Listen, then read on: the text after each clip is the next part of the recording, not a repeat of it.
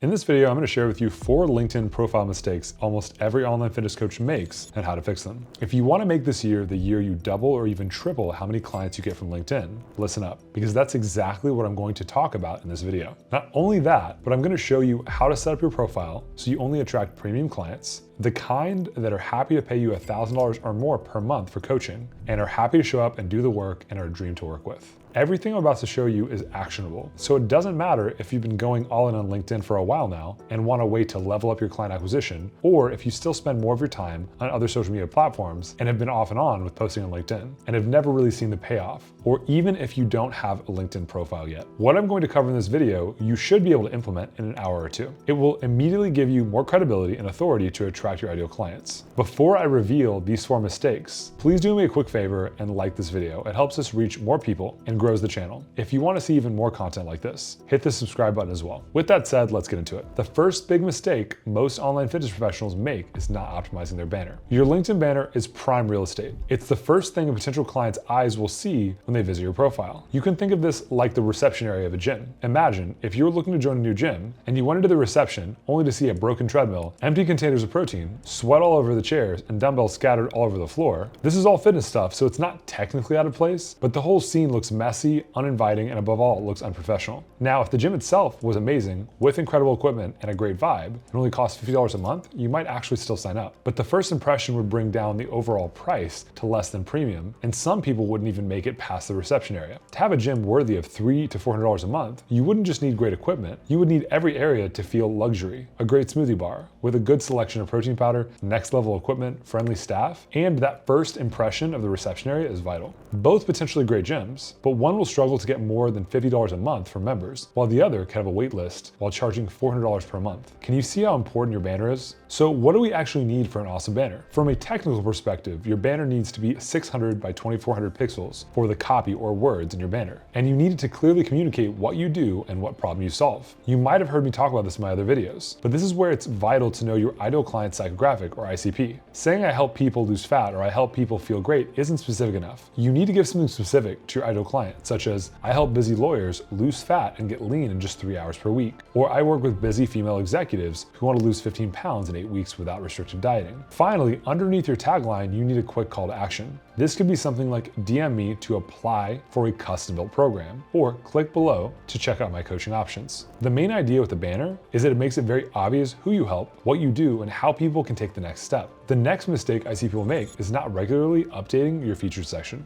Most fitness professionals approach the featured section of their LinkedIn profile as a set it and forget it. And if this is you, it's costing you thousands of dollars. People think it makes more sense to put your best performing post in the featured section, or maybe have an about me type post, but these aren't ideal options. Instead, you need to split your featured section into 3 parts. The first part should have your best testimonial, but not just your best testimonial of your ideal client. Remember, we're not trying to attract any old client. We're trying to attract the right clients, the ones who fit your ICP and are willing to pay premium coaching fees. Therefore, if you're an in-person trainer and you've got some epic transformation photos of your male clients, yet your online ICP is busy female executives, then you don't want to post photos of guys because that's a complete branding mismatch. The same thing goes if you're targeting over 40s and you have a testimonial or case study photo from someone in their 20s. You might have helped that person get super shredded or lose a ton of weight, but if they're not a representation of who you're trying to target now, that's a bad strategy. So get your best testimonial of someone who fits your ICP and then have that as your first featured post. Next up, you should be promoting your newsletter or a way to get on your email list. Since LinkedIn is the best social media platform for signing premium clients, an email list for LinkedIn is exponentially powerful. With email, you have more control over your list and you technically own those contact details. With LinkedIn, you're going to use someone else's platform, so it helps to have an email list as a backup and to be sending relevant content to your subscribers a few times a week. This also gives you an opportunity to reach prospective clients from 2 different angles and to be both on their LinkedIn feed and in their inbox, which gives you more visibility. The third and possibly most important part of your featured section is a link to watch a masterclass or a VSL, which is called a video sales letter. To attract premium clients, long-form video content is always going to perform best, which is why if you want to be signing $1,000 per month clients, you should have some kind of masterclass or VSL. This presentation introduction should set the stage by speaking through the problems the prospect has. Then walk them through how your process can help them solve all these problems. And then at the end, have an offer to book a call to work with you. As tempting as it may seem to skip this and just encourage people to message you, we need to remember what our goal is again. And we don't want just any clients, we want the right clients. And the right clients are the ones who will happily sit through a 60 to 90 minute masterclass or VSL before signing up with you. Plus, just imagine how much easier your sales call will be, how much higher your close rate will be when you're speaking to people who are already highly pre-qualified because they've watched a long form piece of content. So if you don't already have something like this, definitely start working on it. In the meantime, you can make your third feature a simple call to action to book a call with you. But long term, look to get that masterclass or VSL set up. Like I mentioned as well, do an audit of your featured post every few months. Do you have any new case studies which might work better? Can you swap out an old VSL for a newer, better performing one? Have you created a new lead magnet people have been loving to increase your email list? The one other thing I want to stress here is that these first two parts of your profile, the banner and the featured section, should tell your ideal client almost everything they need to know about you. It might seem tempting to put your best performing posts in your featured section or to do something weird and quirky with your banner, but if people have to leave LinkedIn and go to Google or your website to find out what they actually want to know about you, that's a bad sign. Mistake number 3 is neglecting long form content. It's popular these days to say that people don't consume long form content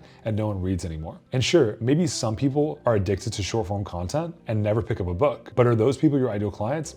I don't think so. The kind of people you want to attract will happily consume long-form content, as long as it speaks directly to them and shares insights or principles that help them overcome their specific problems. This is why you need to be filling every post with targeted value, whether it's a written post or a video. Make sure you share relevant stories, give your best case studies, tackle unique problems, and share aspects of your specific process. Aim to show your ideal client that you understand their struggle and their objections, and that you have the perfect solution to get them from where they are to where they want to be. This goes above and beyond your generic tips and tricks type of post that any fitness professional can do, or anyone can find on Google, and focuses on sharing higher level insight from experience that only you can provide. Empathy added to value post is even better. When you show your connections that they're seen, heard, and understood, that's incredibly powerful and can dramatically shorten the timeline from when someone connects with you to booking a call and signing up as a client. You're better off doing 3 really in-depth posts per week than you are trying to post daily or twice daily, giving very basic advice and information. So take the time to refine your content and make it so engaging and useful that when people actively go to your profile, every time they log into LinkedIn, they get value from it. That leads to mistake number 4, which is making it too difficult to buy from you. I speak to so many coaches who don't realize they're making this mistake. If I ask them, how easy is it for a prospect to find out where to sign up for your coaching, most of them will tell me it's very easy. But when we do a deep dive, we find out that people have to do a lot of scrolling and reading to find out how to take the next step. Obviously, if you've already fixed mistake number 2 and have your featured post set up like I recommended, you'll be doing better than some of the fitness professionals on here. But you could still do better by leaving a call to action in every post. Otherwise, it's a missed opportunity. Here's the thing though, repeating the same overly direct call to action in every post gets old and your audience starts to ignore it. So mix things up. Sometimes your call to action should be watch our masterclass or VSL. Other times it could be book a call with you. Or you can even just give them the CTA of dropping you a message or posting a comment. The reason I say this is because if you post too many external links, LinkedIn can penalize you. Like all social media channels, they want people to stay on the platform. So if you're constantly trying to direct people off of it, your post may not get seen by as many of your connections. You can get around this by mixing things up like I suggested. Just direct people back to your featured post if you want them to check out one of those links. Ultimately, there's a balance to strike here. If you're too forward in your call to action and you're overly salesy, that's probably going to put off the kind of client you want to attract. But if you deliver value, which is why long form content is so important, and you truly make a prospect feel like you're speaking to them and only them, you absolutely should be sending them to wherever they need to go to take the next step to work with you. Last suggestion is to occasionally post a link to whatever the next step is, watching your masterclass or VSL, booking a call, or visiting your website, as a comment rather than the main post itself. That way, not only do you spark new engagement, but the post itself becomes 100% focused on giving value, which can make it far more shareable, helping you reach more people. That's it for your 4 mistakes and how to fix them, but I want to throw in a bonus mistake here too, and that's a lack of congruence. I mentioned that earlier when I talk about using the right kind of case studies, presenting yourself in a strategic professional way. You need to think of yourself as a brand and understand that every single thing you do on LinkedIn needs to represent you in exactly the way you want to be seen, especially when it comes to your profile. Your profile should be working for you around the clock, like a salesperson who never sleeps. Clearly, you're still going to need to speak to clients to close them, but your LinkedIn profile can be almost like a VSL, warming prospects up and helping them clearly see who you are, what you do, and why you're the best person to help them. Get it wrong, and you may as well be writing posts and keeping them for yourself or emailing them to an empty list. Get your profile right, and it positions you as a high-value expert, differentiates you from the competition, and ensures you stand out in a niche to attract all the leads and clients you want, whether you're online or not. That's all for today. I'll see you guys you guys in the next video.